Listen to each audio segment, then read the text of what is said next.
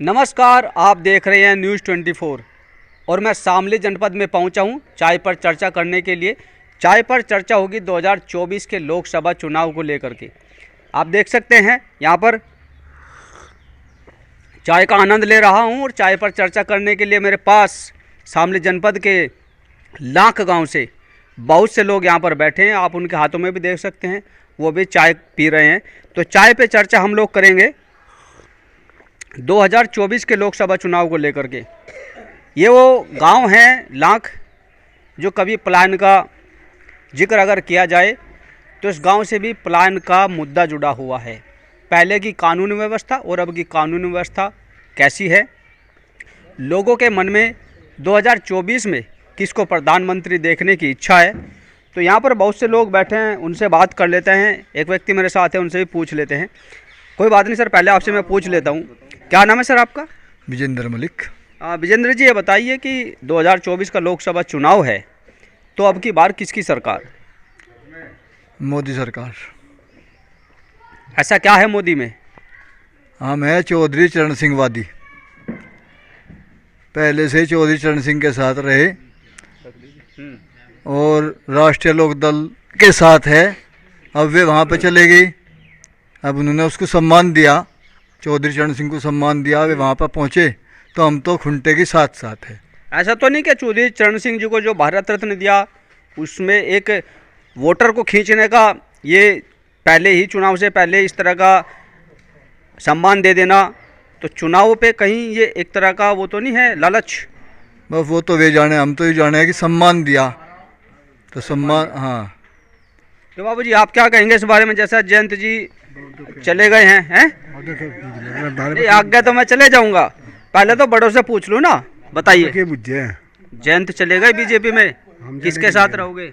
नहीं जानेंगे तो कहाँ रहोगे, वही तो पूछने आया हूँ। अपने घर रहेंगे। वोट नहीं दो? नहीं दे। देखिए, ये लोकतंत्र है, इसमें वोट तो देना बनता है किसी को। मैं कब कह रहा हूँ भाजपा को दो? मैं ये कह रहा हूँ जो आपके मन में हो ना, जहाँ दिल में जो हो उसको वोट दो। हाँ, वोट तो देंगे, लोकदल को देंगे, लोकदल का कैंडिडेट नहीं। हाँ, ये कहो ना खुल के, जो भी कहना, जिसको भी कहना। इनसे डर देगा जो यहाँ 10-20 आदमी बैठे? नहीं डरता। बता दो, क्योंकि योगी जी की सरकार रही, कानून व्यवस्था, उन्होंने कहा भाई लोग डरते नहीं। लोकदल का कैंडिडेट, उसका कैंडिडेट होता तो वोट देता। अच्छा, अब लोक दल का कैंडिडेट नहीं है तो वोट तो खैर आपका बीजेपी पे नहीं है, लेकिन कहीं ना कहीं नहीं देने का, हो रहा नहीं देने कहीं भी। चलिए ठीक है, तो आप क्या कहेंगे जी, जैसा अभी 2024 का लोकसभा चुनाव है, किसकी सरकार? मोदी सरकार। क्यों? मोदी अच्छा प्रधानमंत्री है, देश में चमका दिया, सड़कें इतनी अच्छी है, कानून व्यवस्था बहुत अच्छी है। हमारी बहू बेटी कहीं जाओ कोई गुंडागर्दी नहीं, कुछ नहीं, किसी टाइम खेत में जाओ वो जाओ, सब गुंडागर्दी खत्म। अच्छा, उम्र कितनी है आपकी? मेरी उम्र 45 साल है जी। 45 साल आपकी उम्र है। कांग्रेस को 70 साल बताते हैं राज करते हो गए, और बीजेपी 10 साल से देश में है। तो आपके साथ कितनी लूट खसोट बदमाशी हुई? बहुत बार हुई, हम 12 पे जा भी नहीं सकते रात में, पहले से ही। हाँ, और रास्ते में तो कहीं हम लड़की को ले जाओ, बहू बेटी को ले जाओ, कहीं जाने का धर्म ही नहीं था, इतनी गुंडागर्दी थी। तो अब कैसी है गुंडागर्दी? अब तो बिल्कुल ख़त्म है। अच्छा, आपके गांव का जिक्र आ रहा था, गांव लाख है ये, तो बता रहे थे कि यहाँ पर कुछ दंगा हुआ, पलायन भी यहाँ से हुआ, तो क्या ये बात सही है जी? हाँ, दंगा हुआ और पलायन भी हुआ यहाँ से। ये कब की बात है? ये 2013 की। 2013 में काफ़ी सुर्खियों में रहा जनपद शामली, क्योंकि बात पलायन से जुड़ी थी। बीजेपी सरकार ने आने से पहले इसे ही मुद्दा बनाया था। तो यहाँ के हालात क्या थे उस दौरान? हालात यहाँ के अच्छे नहीं थे, बहुत तनावपूर्ण स्थिति थी, और जो भी था वो गलत था, दुखद था, दुर्भाग्यपूर्ण था, और ये अच्छा नहीं हुआ, इसका संदेश भी अच्छा नहीं गया। और वे भी जो पलायन करे आज जिन्होंने यहाँ से, उन्हें यहाँ रोकने का प्रयास करेगा, वह यहीं रहे में, पर वो ऐसी स्थिति नहीं बन पाई। बाकी आज भी आना जाना उनका यहाँ पे है, लगाव भी है, लाड़ प्यार है, और जो मिस्त्री पने का कार्य करते हैं या और भी किसी प्रकार का कार्य करते हैं, मजदूर संबंधी वे सब यहाँ आते जाते भी है, काम भी करते हैं। तो लगभग आपके गांव से कितने लोग पलायन कर गए थे उस दौरान? यहाँ से मेरी राय में होंगे करीब लगभग हमारे गांव में 1500 वोट होंगे। जो पलायन कर गई? हाँ, जो प्लान कर गई थी यहाँ से। तो अब वोटिंग कितना है गांव का? अब यहाँ पे 7,7200 का वोटिंग होगा। प्रधानी में तो यहाँ 600 उसका 8600 का वोटिंग है, पर लोकसभा में जो चुनाव आने जा रहा है। अब क्या मानते हैं 2013 की कानूनी व्यवस्था और अब की कानूनी व्यवस्था क्या अंतर है? दिन रात का अंतर है, क्योंकि जब से भारतीय जनता पार्टी की सरकार बनी और यहाँ योगी जी मुख्यमंत्री बने और आदरणीय प्रधानमंत्री जी मोदी जी बने जब से, तो कानून व्यवस्था बहुत अच्छी है और इसको विपक्ष भी मानता है योगी जी कानून व्यवस्था को। अब किसी प्रकार का कोई भय नहीं है। जैसे पहले घटनाएं होती रहती थी, और घटनाएं तो चलो एक आध अब भी हो जाए, पर वो नहीं है कि भय है, भय नहीं है किसी के मन में। घटनाएं भले ही एक आध कोई हो जाए, तो कानून व्यवस्था बहुत साफ़ सुथरी है, बहुत अच्छी है कि इस टाइम कहीं जाओ कहीं आओ। लेकिन जैसे आप कानून व्यवस्था का गुणगान गा रहे हैं, अभी बदायूं में एक घटना हुई है, 2 छोटे छोटे मासूम बच्चों की हत्या कर दी गई, तो ऐसे में क्या कहेंगे? ये तो सिर फिरे लोग होते हैं, कुछ के दिमाग नशा करते हैं या वैसी कोई मानसिक स्थिति ठीक नहीं होती। इस तरीके की घटनाएं इस तरीके से ही होती है, वैसे तो होती नहीं इस तरीके की घटनाएं। ठीक है। देखिए बहुत से लोग बैठे हैं। बाबा जी ये बताओ, जैसा उधर से आवाज़ आ रही है कि भाई कानून व्यवस्था ठीक है और प्रधानमंत्री का चेहरा मोदी जी के रूप में देखने की इच्छा उन लोगों की है, आप किसको देखना चाहते हैं? हम तो अपने जयंत वाले के हिसाब से चलेंगे भाई। जयंत वाले हिसाब से चलोगे? जयंत है कहाँ? जयंत समझौता हो रहा है इसकी गैल। कैसा समझौता? भाई उसका है नहीं यहाँ कैंडिडेट भाजपा का, अरे भाई फिर भाजपा की वोट देनी पड़ेगी। तो जहाँ जयंत वही हम। अच्छा क्यों जी? बाबा जी राम राम। हुक्का तो बाद में पी लो, पर नो बताओ उम्र काफ़ी हो रही, कांग्रेस का राज भी देखा होगा, बहुत सी सरकारों का राज देख लिया, तो कौन सा राज अच्छा लगा आपको? राज तो लोकदल का ही अच्छा लगा। लोकदल ही है अच्छा। हाँ, लोकदल के गए है हम तो रिश्ता। तो अब की बार भी लोकदल हाँ। भी, पर लेकिन अब तो वोट बीजेपी पर जाएगा आपका। अरे बीजेपी पे जाएगा वोट तो? ना, नहीं। कैसे नहीं जाएगा भाई? जो आपके जयंत हैं लोकदल से हैं, लोकदल का जो गठबंधन हुआ बीजेपी से हुआ, एनडीए से, तो वोट तो आपका वहीं जाएगा। कैसी दुविधा में फंस गए आप बीजेपी को देना नहीं चाहते, लोकदल को देना चाहते हो, तो ये तो खिचड़ी पक गई फिर। लोकदल का समझौता है, उसे देंगे। दोगे लोकदल को ही वोट, कहीं जाओ। हाँ। ठीक है। आप क्या कहोगे जी इस बारे में? जी मैं कुछ नहीं कहता, मैं आने बैठा नहीं तो पूछ नहीं इनसे तो हम पूछ लेंगे। बताओ डर गए क्या इनसे? किनता ये इतने सारे लोग बैठे। नहीं डर नहीं रहे, उन्होंने उलझा दिया मुझे। अब वही तो, अरे उलझ क्यों रहे, सुलझ जाओ। नहीं कहो, ये तो नुकारे डर गए जी, ये तो बहुत बोल रहे थे। हाँ पर डरीगा हमें। अच्छा ठीक है। हाँ जी, आप क्या कहोगे बाबू जी? हम तो भाई यही कहेंगे, मोदी सरकार अब की बार फिर। मैंने तो ये नहीं पूछा किसकी सरकार अभी तक आपसे, मैं तो ये पूछ रहा हूँ 2024 का लोकसभा चुनाव है, पहले की सरकार में और अब की सरकार में कितना फर्क है? बहुत फर्क है। किस तरह का? इस तरह का, पहले तो कानून व्यवस्था कुछ थी ही नहीं, गुंडागर्दी थी, अब कानून व्यवस्था अच्छी है। चलिए देखिए, मैं आपको एक चीज़ से अवगत करा दूं, अभी बहुत से लोग बैठे हैं यहाँ पर। बीजेपी का एक ट्वीट है, उस ट्वीट में कहा गया है कि जब भारत लाचार था, 2014 से पहले की बात कही गई है, 7 दशक पहले, यानी कि लगभग 70 साल की अगर मैं बात करूं, तो भारत लाचार था। और 2014 के बाद 630 डिस्ट्रिक्ट्स में city gas distribution network expansion का काम किया गया है। तो ये 2014 के बाद की कहानी है, और 2014 से पहले की बात करूं तो भारत को लाचार बताया गया है। इतना ही नहीं, कौन कहता है कांग्रेस ने 70 सालों में कुछ नहीं किया? ये पिक्चर आप देख सकते हैं अगर सामने नज़र आ रही हो, ये बीजेपी ने ट्वीट किया है। और इस ट्वीट में मैं आपको ये भी बता दूं,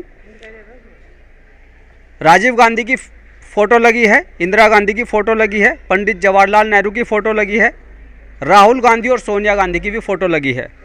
और ट्वीट में आप सभी लोग सुन लीजिएगा, क्योंकि सवाल आप ही से होगा कि ट्वीट में कहा गया है कि लाखों करोड़ों रुपये के घोटाले किए 70 सालों में, परिवारवाद सींचा 70 सालों में, तुष्टीकरण पोषित किया 70 सालों में, आतंकवाद को बढ़ावा दिया 70 सालों में, सनातन धर्म का अपमान किया 70 सालों में, और गरीबी मिटाने के नाम पर सिर्फ नारे दिए इन 70 सालों में।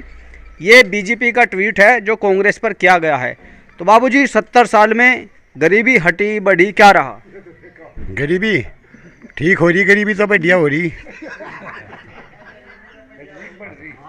कम हुई ज़्यादा हुई क्या रहा? ये भी जा कम है गरीबी। अच्छा। हाँ, भाजपा की सरकार में कम हो रही, बढ़िया सरकार है भाजपा। हाँ। अच्छा, जैसे उन्होंने कहा परिवारवाद उन्होंने बढ़ाया, सनातन धर्म का अपमान करने वाली कांग्रेस को बताया, ये क्या सही है? सही है, सही है, पक्का? पक्का। चलिए बाब, आप क्या बताएंगे जिस बारे में, जैसे अभी मेरी बात चल रही है कि बीजेपी ने कांग्रेस को सीधा सीधा 70 सालों का जो भी उन्होंने कार्यकाल किया वो गिनवा दिया है, परिवारवाद बताया, तुष्टीकरण की बताया उन्होंने, ठीक बताया जी। तो हाँ, जो कांग्रेस ने कराया वो सही नहीं कराया, गलत ही कराया जी, भी तो कांग्रेस गई। अब की बार किसकी सरकार की? अब की बार तो आवेगी तो मोदी की सरकार आवेगी तो लगा देना आपने। हाँ जी। लेकिन इस तो में कुछ गड़बड़ है। वो कशी गड़बड़ है जी। तो बताओ आप। नहीं, हम तो गड़बड़ नहीं कहते जी, आओगी नहीं तो लगा ना, वही तो मैं पूछ रहा हूँ कि तो हटा दिया मैं। दबाव में होगा कहीं? नहीं, दबाव कुछ नहीं जी। अच्छा ये बताओ, हाँ। जयंत जो चौधरी हैं, हाँ जी। वो चवन्नी, आप सभी चौधरी बैठे हैं यहाँ पर, वो चवन्नी पलट गई, हाँ जी, समझ गए ना? हाँ, उन्होंने उसी के हिसाब से चले गए जी। हम तो जहाँ जयंत कहे चौधरी वहीं से हम चले जाएंगे। वहीं आप चले हाँ जी, ठीक है जी।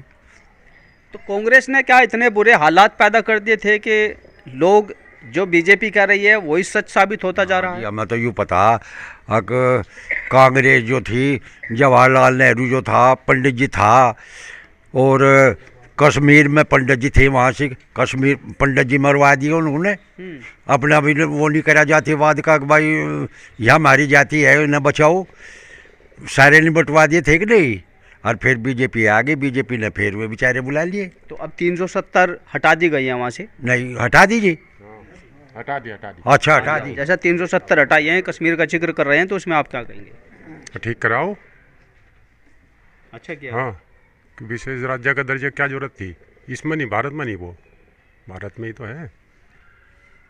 और जैसा अब CAA लागू हुआ, हाँ ठीक है। अभी जो बाहर से लोग आए थे, हाँ आ रहे हो, पहले अब थोड़ा आए वे तो पहले ही आ रही 2014 से पहले जो लोग आए, उन सबको अब भारत की नागरिकता दे देना क्या सही मिलनी है? भी चाहिए। वो यहीं से नहीं जा रहे थे, वे धर्म के आधार पे तो बंटवारा हुआ था। अब यहीं से विपक्ष इस चीज को मुद्दा बना रहा है कि जो आए हैं उनको नागरिकता नहीं बनाओ, जो है तो नहीं, विपक्ष पर कुछ है ही नहीं बनाने को, यही बनाओगा उल्टी सीधी। ठीक है बाबूजी, आप क्या बताना चाह रहे हैं इस बारे में? जैसा नहीं बोलेंगे, आप क्या कहोगे जी कहीं के बारे में? जैसा 2024 का चुनाव है और ये तो सारे मोदी जी के फैन लग रहे हैं मुझे, आप किसकी तरफ हो? हम भी मोदी जी के फैन हैं। क्या बात, सबने एक ही थाली में खाना खा रखा है, समझ में नहीं आ रही बात। उनका काम है? उनका काम तो दिखाई दे रहा। 70 साल में कुछ और नहीं दिखाई दिया हमें तो दिखाई दिया नहीं कुछ, ना स्वास्थ्य की सुविधा थी, ना सड़क की सुविधा थी, किस चीज़ की सुविधा थी पहले? अच्छा ये बताओ, जब 70 साल से कांग्रेस रही, क्या प्राइमरी स्कूल नहीं थे, जूनियर हाई स्कूल नहीं थे, हॉस्पिटल नहीं थे, क्या नहीं था? थाने नहीं थे, पुलिस नहीं थी, क्या नहीं था? चीज़ सारी थी पर कम थी बहुत।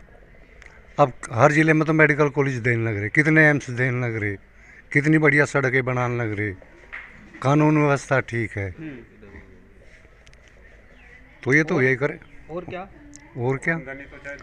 तो लगता है आपको, जैसा आपने विकास कार्य गिनवाए, कि अब की बार 400 पार हो जाएगा? होना तो चाहिए, होना चाहिए, बिल्कुल होना चाहिए। अच्छा। चलिए, बहुत से लोग बैठे हैं, अभी थोड़ा और चर्चा कर लेते हैं, इधर भी है बाबूजी। जैसे बीजेपी एक नारा जोर शोर से, पहले तो आप ये बताओ कि आप किस पार्टी के साथ हो? पार्टी से किसी से बंधे हुए नहीं हम। ये बात हुई ना, खुल कर बात होगी भाई। ये लोग तो सब दबाव में लग रहे हैं। आप तो दबाव में नहीं, दबाव में नहीं। पार्टी के साथ बंधना तो ऐसा है जो कर गडरिया के पीछे रेवड़ हो जा। अच्छा, जिधर एक आदमी गया उधर सब नहीं, जैसे गडरिया आगे हो गया, गडरिया पीछे हो गया, बीच में रेवड़ होगी, जहाँ पे एक चल पड़ी वहीं सारी लिकड़गी। सुन लियो भाइयों, आप सभी गडरिया रेवड़ के बीच में पिसे हो, ये सब अलग है। हाँ जी, हम तो पहली बात तो कैंडिडेट के ऊपर बात है, हमारी पसंद का कोई कैंडिडेट आवेगा वोट देंगे, नहीं तो अपने घर रहेंगे। तो अभी तक आपकी पसंद का कैंडिडेट नहीं है? नहीं, कोई नहीं है। अब बीजेपी का ले लो, जयंत के साथ हम जब तक जयंत अपना निजी अस्तित्व था तब तक जयंत का सम्मान था, उनके साथ थे। आज उनका अस्तित्व मिट्टी में मान रहे, हम तो मिला गया भाई। एक सागर में एक घड़ा पानी घेर दो, उसका अस्तित्व तो नहीं रहता कोई। और ये परिणाम आने वाला समय बता देगा इनका। जो थोड़ा बहुत इनके पास था वो ख़त्म है, तो हम जयंत के पीछे नहीं हैं। तो जैसा आप लोग जयंत के पीछे नहीं हैं, तो फिर बीजेपी इतना जोर कैसे लगा रही है कि भाई अब की बार 400 पार? देखो जी, ये लोकतंत्र है, और लोकतंत्र ये ऋषि मुनि कहते आए। स्वामी श्रद्धा, उन्होंने स्वामी बिरजानंद ने भी ये कहा था कि मूर्खों का राज है प्रजातंत्र, मूर्खों का राज है। एक पागल आदमी की वोट की भी वही कीमत है, एक विद्वान धर्मात्मा की वोट की भी वही कीमत है।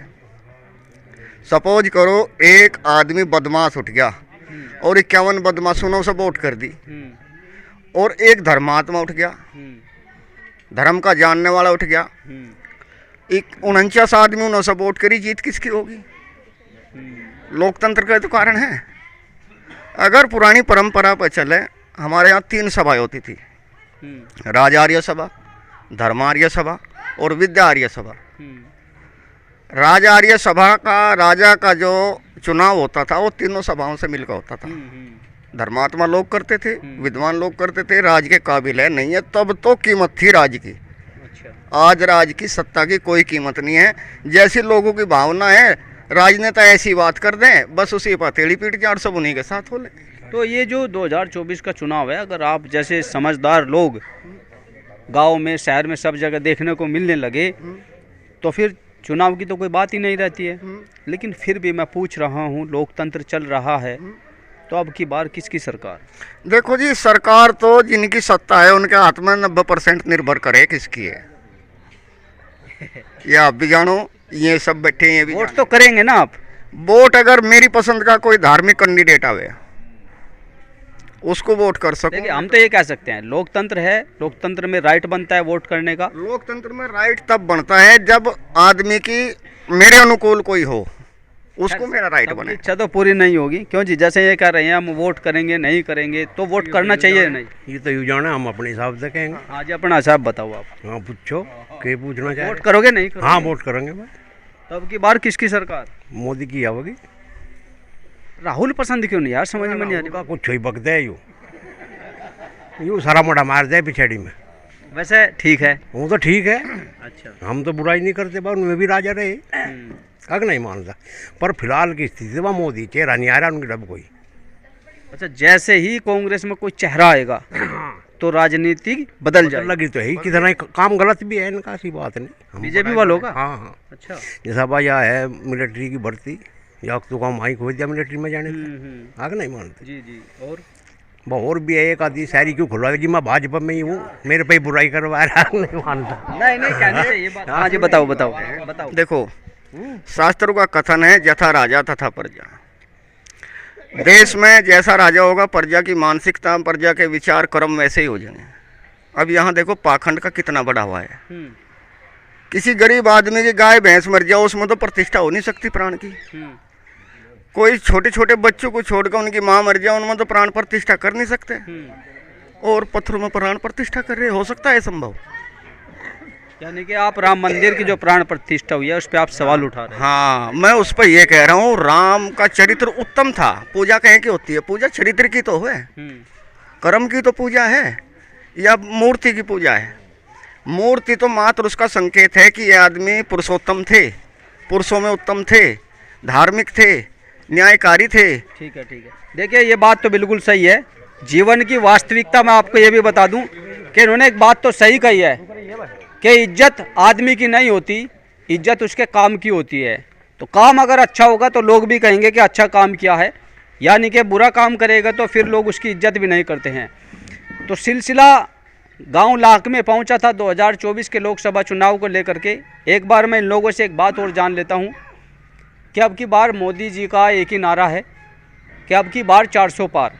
लेकिन 400 पार पर भी एक ट्वीट सामने बीजेपी का आया है जिसमें लिखा गया है, विकसित भारत के लिए 400 पार, विकसित कर्नाटक के लिए 400 पार, गरीबी कम करने के लिए 400 पार, आतंक पर प्रहार करने के लिए 400 पार, भ्रष्टाचारियों पर कार्रवाई के लिए 400 पार, किसानों की समृद्धि के लिए 400 पार, युवाओं को नए अवसर देने के लिए 400 पार, अब की बार 400 पार। तो मैं जानना चाहता हूं, क्या 400 पार अगर होगा तो ही ये सब चीज़ें अलाउ होंगी? ये एक तरह का लालच नहीं दिया जा रहा पहले ही वोटर्स को? ये वोटर्स को लुभाने के लिए सबसे पहले बीजेपी का ये ट्वीट मेरे हाथ में आप देख सकते हैं, बीजेपी का ट्वीट है। क्या इलेक्शन आयोग इस पे कोई संज्ञान लेगा? क्योंकि ये बीजेपी वोटर्स को लुभाने के लिए एक तरीके से ये ट्वीट मायने रखता है, जिसमें 400 पार का नारा दे करके आतंकवाद पर, रोजगार पर बहुत से बात कही गई हैं। अगर किसी कारण से 400 पार नहीं हुआ तो क्या ये सब चीज़ें नहीं होंगी? और 10 साल बीजेपी को हो गए हैं, तो क्या इस ट्वीट से ये भी मायने सामने आते हैं, क्या अभी तक भ्रष्टाचार कम नहीं हुआ? क्या अभी तक बेरोजगारी कम नहीं हुई? क्या अभी तक किसानों को अवसर नहीं दिए गए, समृद्ध नहीं किया गया? तो बीजेपी का ट्वीट 2 मायने रखता है। अभी तक 10 साल में जो किया वो सारा कराधरा एक तरफ हो गया, और आने वाले समय में 400 पार का नारा ये दे करके इस ट्वीट के माध्यम से वोटर्स को लुभाने का काम किया गया है। क्या ये सही है जी, अगर वोटर्स को लुभाने के लिए किया गया है? नहीं, सही नहीं है। अपने जो पीछे कार्य करे इन्होंने 10 साल में, तो उसके हिसाब से ही कह रहे हैं। अगर 400 पार का जो नारा दिया वो अपने कार्य के हिसाब से दिया। इन्होंने देश में जो विकास किया है, हर तरीके का ही विकास है उसमें, और जो किसानों के लिए भी कार्य किए है, सम्मान निधि वगैरह के, आयुष्मान कार्ड है गरीबों के लिए जो 6 यूनिट तक वो बनता है, इसके बाद राशन है, तो काम तो बहुत किए इन्होंने, बहुत योजनाएं चला रखी हैं सरकार ने। मैं ये कहना चाह रहा हूँ, जो काम किए वो बात ठीक है, लेकिन आने वाले समय के लिए ये इस तरह का प्रलोभन बता देना कि अगर हम 400 पार आए तो हम आतंकवाद पर प्रहार करेंगे, वरना नहीं करेंगे। दूसरा प्रलोभन दिया गया कि हम भारत को विकसित तब करेंगे अगर हम 400 पार आएंगे, हम भ्रष्टाचारियों पर कार्रवाई तब करेंगे जब हम 400 पार आएंगे, हम युवाओं को रोजगार के अवसर तब देंगे जब हम 400 पार आएंगे। तो ये इस तरह का लालच देना ठीक है? नहीं, सरकार तो इन्हीं की आ रही जनता के हिसाब से। सरकार अब किसी की नहीं है, फिलहाल चुनाव आयोग है। आने वाले समय में क्या होगा कुछ नहीं पता, लेकिन मैं फिलहाल मौजूदा समय की बात कर रहा हूँ कि लोकसभा चुनाव में इस तरह का ट्वीट कर देना, क्या ये सही है? नहीं, अपने कार्य के हिसाब से अपने पे विश्वास करके इस बात को कह रहे हैं 400 पार करेंगे। इन्होंने कार्य कर रखे हैं 5 साल में, 10 साल में जो कार्य करे हैं। क्यों जी भाई साहब, ये वास्तव में एक लालच का ट्वीट है या नहीं है? नहीं, लालच का नहीं है। कैसे क्या ये अपने काम के हिसाब से बता रहे हैं?